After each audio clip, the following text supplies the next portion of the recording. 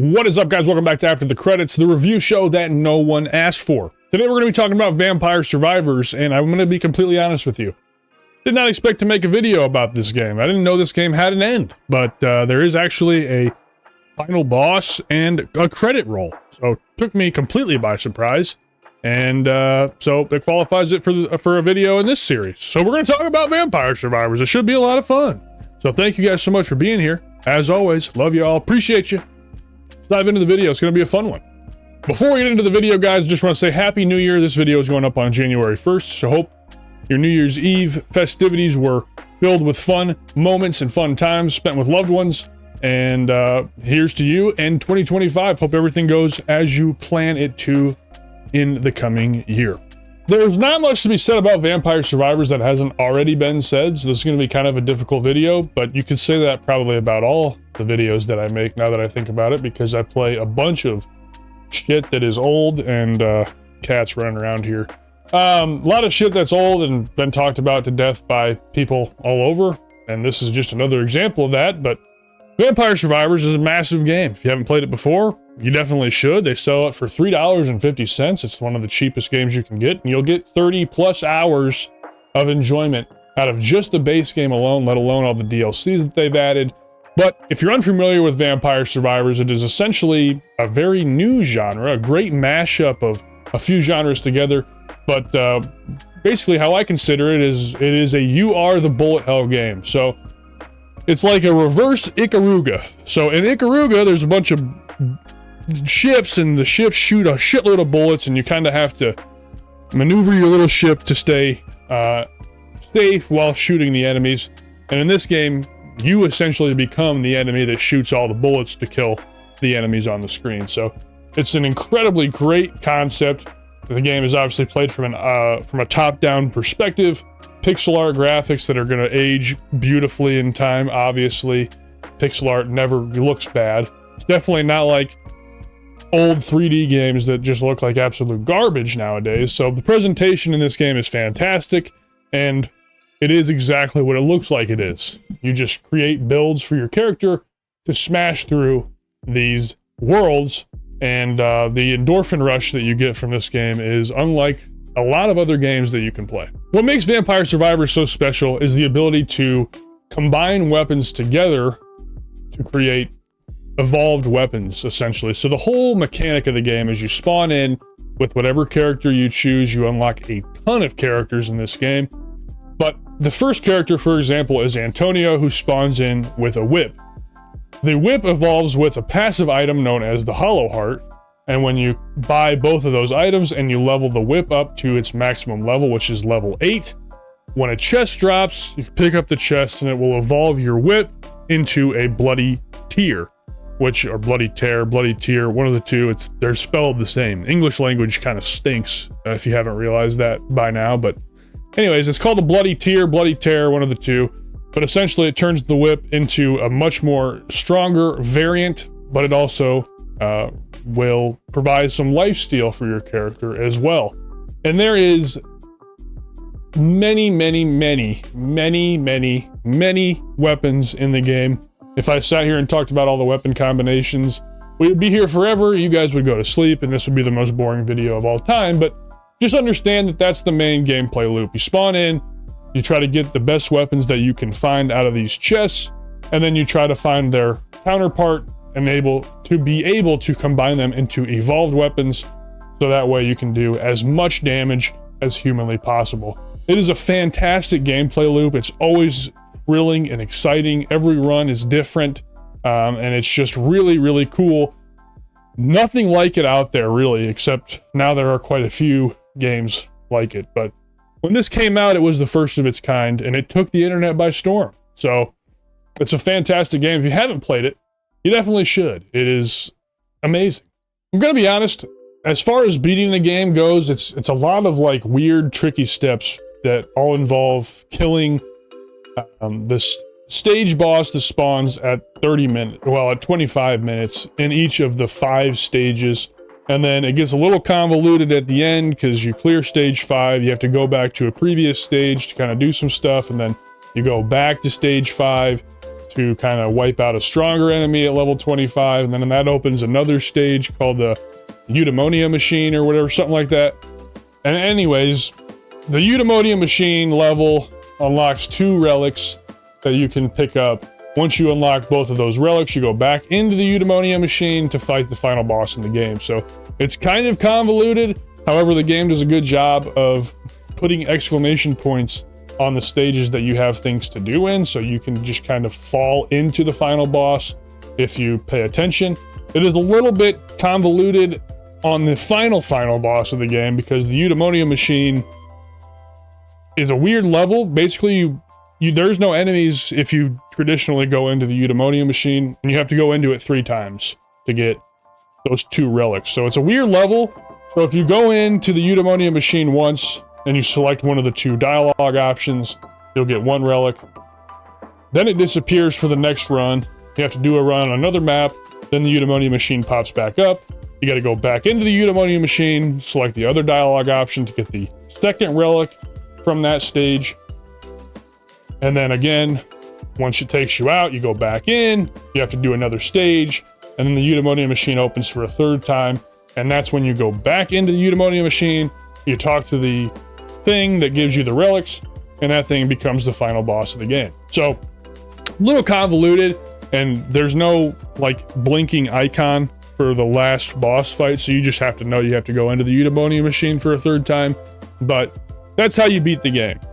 So to kind of backtrack a little bit, I know we just went through a lot of shit that probably made no sense if you've never played the game before, but how the game is structured is that each round will last 30 minutes.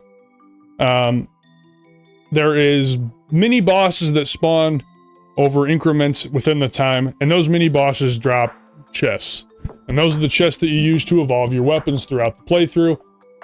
However, there's a final stage boss that spawns at 25 minutes, which you can kill quickly or not quickly or whatever, but you basically have 5 minutes to kill that final boss. And then at 30 minutes, death spawns, and then death warps into the screen and murders you. Death is killable with a certain weapon combination build that you'll figure out as you play through the game. Hint, hint, it involves the Laurel and the Clock Lancet, but you'll use those 2 items to combine to kill Death. Then you unlock Death as a playable character. It's just everything in this game is a big-ass rabbit hole. You just kind of keep circling back around and doing stuff, and you constantly unlock things. You're constantly getting a nice little flash of dopamine. Nothing like it. This game is truly, truly magnificent in every way, shape, and form. It's just everything about it is super, super cool. Now, the other system in the game is the gold system.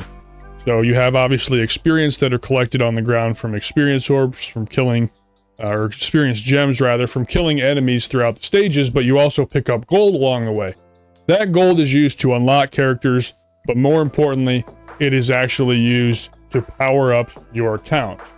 This is kind of this is a great thing because it makes runs easier, but it's also the only negative that I have about Vampire Survivors is that it makes the game easier. So once you've played enough Vampire Survivors to completely max out your account power-ups, every run becomes a end game run. So no matter what you really build with the strength in your account from the power-up system, what in the hell? With the, that took me completely by surprise, but with the level ups from the power-up system that you get, every run is going to become pretty samey, and you're just going to smash through stages because you've got those permanent account power-ups.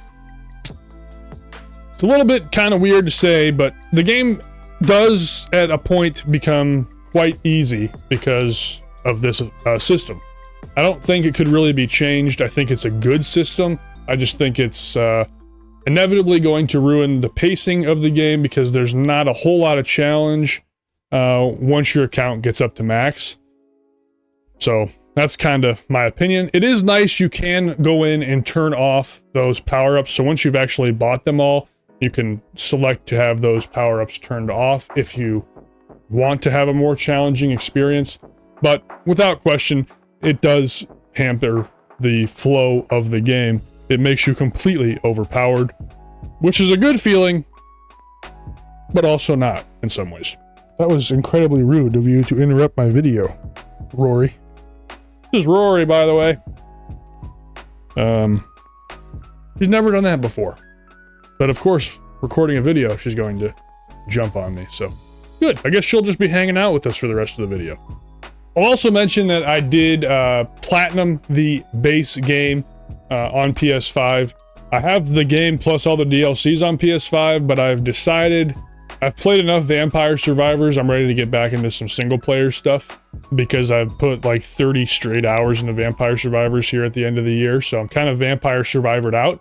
But throughout the year, I will go through and do the DLC stuff. But as far as this video is concerned, I don't have any conversations about any of the DLC. Very excited to get into it, but I'm also ready to like do something else with my life instead of just grinding Vampire Survivors for all of eternity. But yeah, the platinum was fun. Pretty simple platinum, honestly. You just kind of have to go through and complete the collection log, and it's a pretty simple platinum. And there's like a shit ton of trophies. I think there's like over 130 trophies that you have to collect in order to get the platinum. So it looks really good on the account. Not one that's like difficult or anything, so it's not like a platinum you can go brag to your friends about or anything, because it's really just a grind. And like I said, towards the end of the game, once you get your account powered up all the way, it's kind of a snooze fest as far as difficulty goes, but still cool to have another platinum on my PlayStation account. Alright guys, so that's really all that I've got for this video. This is like one of the most popular games out there, so it kind of seems like a useless video to make, to be completely honest, and I wasn't even going to. It just rolled credits, took me completely by surprise, and I was like, shit, I'll make a video about it. So anyways, if you have not played Vampire Survivors, you can get it on any console, well, modern console, and Steam, and a fucking TI calculator could probably run this game. So if you have a PC and you are interested in this game, even if it's a crappy PC, $3.50. This game is worth every single penny of $3.50. I cannot believe it's so cheap, actually. This game could be sold for $30 easily, and it would be worth the price of admission. And honestly, whatever this team does in the future, if they make a Vampire Survivors 2 or whatever they do, if they want to charge me $70 for Vampire Survivors 2 and it has as much content as Vampire Survivors 1 has, I'll buy it day one. I think that they have earned my respect with this game. So I do hope we get a sequel in the future. I know they're spending a lot of time on great DLCs that I may talk about in a weird video on the channel, obviously not after the credits related, but I might post an update video after I play through those DLCs. But from all that I've heard, those DLCs are very well received, especially the newest DLC, Ode to Castlevania. But yeah, whatever this team does in the future, regardless of if I'm playing Vampire Survivors or not, I'll continue to buy the DLC to support them, and I'll buy any future project from them. It is a truly fantastic experience. It's a fantastic value. What else can you say? The game is incredible. Highly recommended. And definitely check it out. Alright guys, thanks for sticking with me. Hope you guys enjoyed this one for the first video of 2025. Stay on the lookout for the Sly 2 video. I haven't started it yet, but that is the next game that we are going to do. Sly 2 should be a lot of fun, and now that I'm done with Vampire Survivors, I can actually get started on that. So look for that video in maybe a week or two. Yeah, should be, hopefully that'll be much better than the first, because the first was super mid. Other than that, love you guys all. Love all of you guys. Happy New Year. Take care of yourselves. We'll talk to you guys soon.